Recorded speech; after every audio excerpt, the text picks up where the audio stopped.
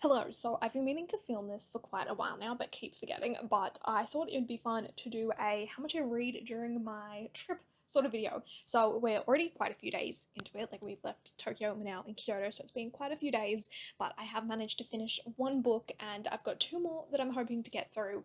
But my main focus so far has been The Last Tiger. This is by Julia and Brad Riew. So I did a bit of reading of this on the plane and throughout some of our other travel times, mostly on like the Shinkansen to Kyoto from Tokyo and stuff.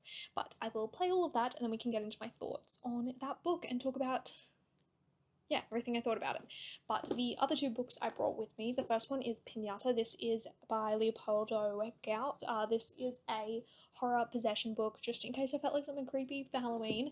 And then I also have my Kindle with me. And on this, I have all three books of the Tawny Man trilogy, but I'm only reading Fool's Errand, which is the first book in that trilogy. So I've started this one now, but haven't got very far into it.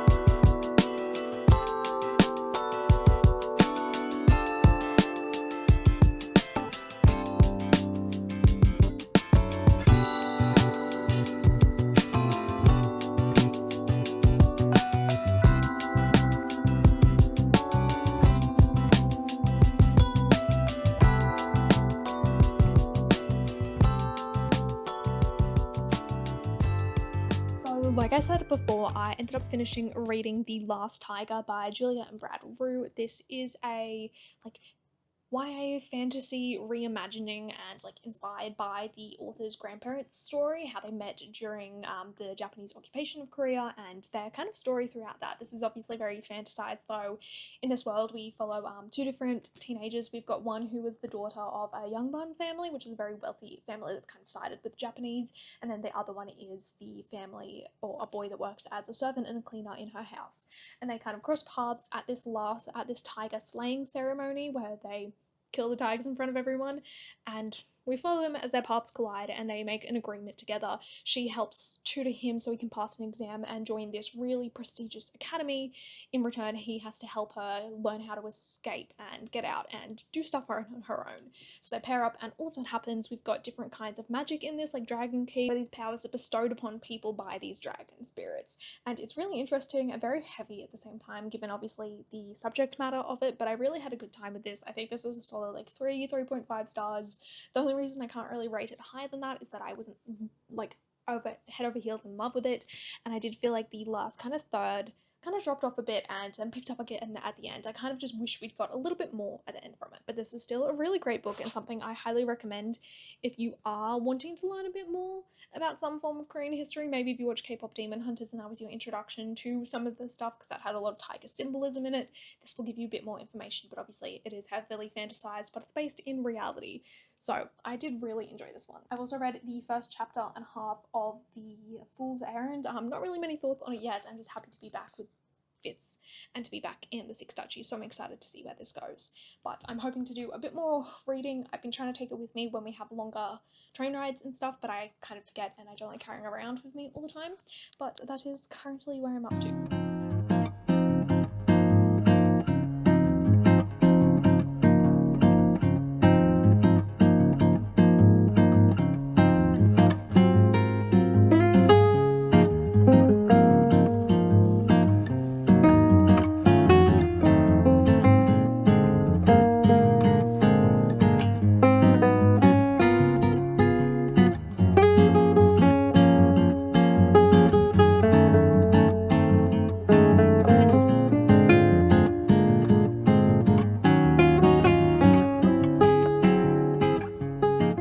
Okay, so I haven't managed to finish any other books yet, but I have made quite a bit of progress on Fool's Errand. I'm not too sure how much I have filmed of reading, but I've been trying to read a bit more on the subway and the trains and stuff around Seoul because we've been going on a bit longer trips lately.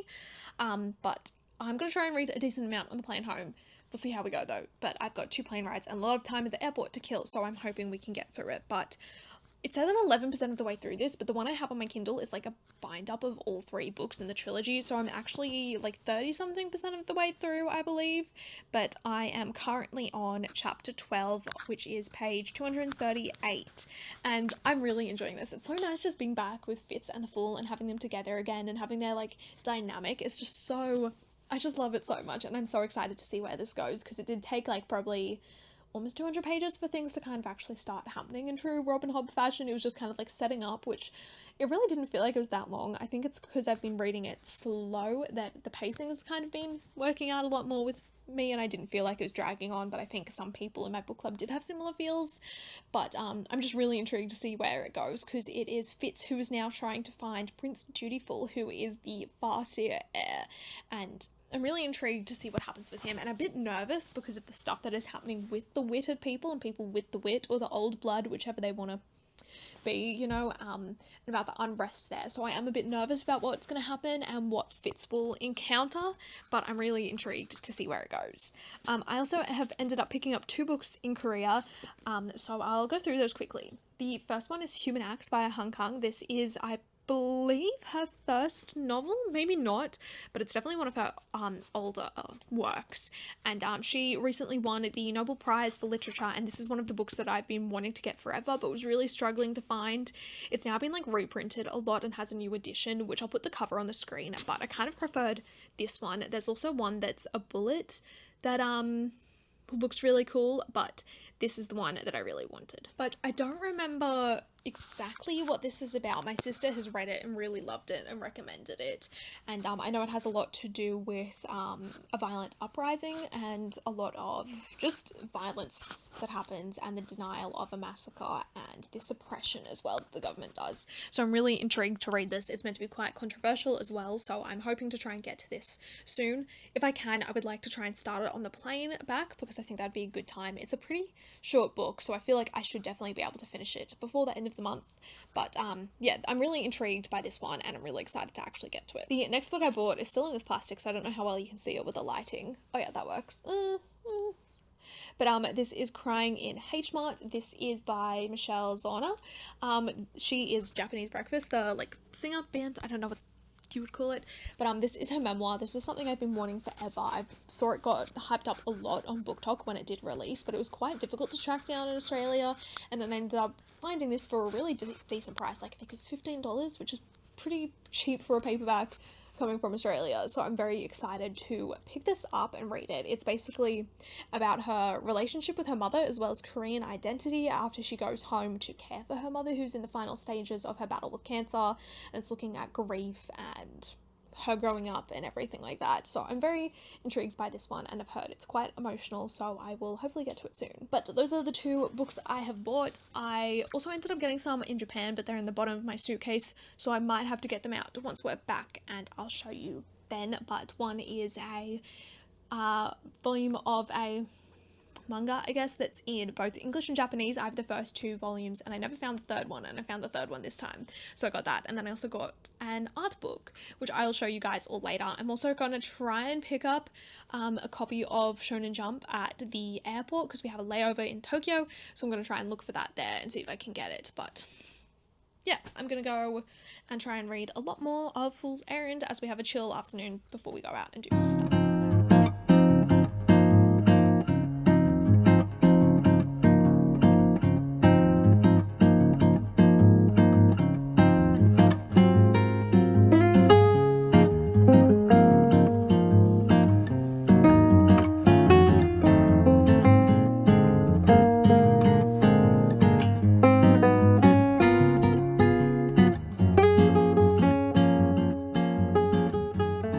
Okay, so I'm officially home now. As you can tell, I kind of completely forgot to film anything in the last day, just because it was a very long travel day. We had an overnight flight, and just a long day, so I didn't really film too much. I did film a few clips on my phone because I was trying to film a mini vlog on there for TikTok, but I completely forgot to film any more of it. But I read a decent amount of Fool's Errand. I had really hoped I could finish it on our flight from Japan to Australia, but I just didn't get the time. I wanted to try and sleep on it since I had to drive us back after we got to the airport and everything, and it's about an hour and a half drive from the airport to where we are, so I needed to be functional for that. So I didn't end up finishing it, but I did read a decent amount. I'm on page 556. I'm on chapter 27. I'm almost done it. I really don't have long left, so I'm gonna go sit down and finish it now. But oh my god, this book is, the last chapter I read, chapter 26, is devastating. I did not expect it to end like that. That was so sad and abrupt, and I really am so emotional of it. I am gonna go into a bit of spoilers, so if you haven't read Fool's Errand, skip over this bit. But oh my god, this was devastating. Just I kind of knew Night Eyes would die at some point in this trilogy just because of the way everything was going in the lead up in this book and early on in the book with him aging, and obviously he's like 15 years old or something, if not older than that now, and that's a long time to live for a wolf, even with the witted bond and everything. So I just knew the time was coming, and especially when he had his heart things and Fitz tried to fix it, but I did not expect him to go like that. It was, I'm glad they were together, but it was so, it was so sad. It was just such an emotional reading experience. I'm really interested to see where the rest of the book goes because I don't have much left, so I'm assuming it's going to start setting up for what the rest of this trilogy is, but I really have no idea where anything's going. Like, it kind of seemed a bit too easy the way that they got Prince Dutiful back, and even though the chaos did happen and so much did end up happening, it still seemed a bit simple compared to other stuff that's happened in some of Hobb's other books, but I'm intrigued to see where it goes. Like I said, I'd really hoped I could have finished the book, but I wanted to sleep quite a lot on the flight. If I hadn't have slept, I would have finished it, but I needed that sleep. So I'm going to finish the book now, and then we're probably going to wrap up the vlog there. I'll try and film some stuff here now that I'm home to just finish it up so we can have kind of like this book put in the video and I can get my final thoughts on it. I was also hoping to start Human Acts by Hong Kong, but I just didn't get around to it. I did bring it with me, but like I said, I slept, so it didn't happen. Yeah, if I was a faster reader, I think I could have got it done, but I am quite slow, especially with Rob and Hobb books. I just like taking my time with them, and they're quite dense and stuff, and I really like piecing these together and thinking about it all, so it takes me a bit of time, but I'm very excited yet anxious to finish this book. I'm gonna probably take a break once I finish it and not move on to book 2. I'll save that for next month because we're very close to it now. I don't know when this video is going to go up, but we are in the final few days of October. It is the 25th currently, so we've only got 6 days left. And I just realised my watch is on the wrong time still. I gotta fix that. But yeah, I'm gonna go downstairs and make myself a snack of some sort, or have a snack of some sort, and a nice hot drink of tea because I haven't had any tea for the past few weeks, which, if you know me, I love tea and I have it like multiple times a day, so going without it for so long has kind of been a lot because a lot of cafes in Korea and Japan that we went to at least didn't offer soya oat milk, and I'm extremely lactose intolerant and they're the only thing that I drink, and I can find it at a lot of places, so I didn't really have too much. But I'm gonna stop rambling and I'm actually gonna go read. I've finished unpacking for the most part. There's just a few little things scattered around that I need put away. You can probably see some stuff on the bed behind me. My cat is also fully stretched out there. As you can see, his tail just moved. But I'm so glad to be home and be back with him and to have our own space.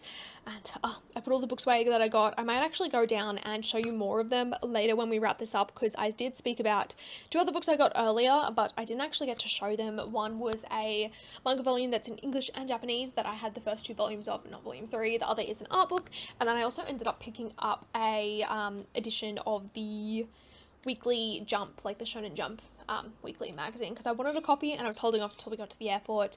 There is one thing I regret not buying in Japan, and that was the Haiku magazine, like the new edition that had like the time skip and everything. I wouldn't be able to read much of it. I can't really read the Shonen Jump because my Japanese is horrible, but it would have been cool to have. But I can probably get it on Kinokuniya if I'm really desperate. But yeah, I'm gonna go and actually finish this book now and chill for a bit because I am exhausted.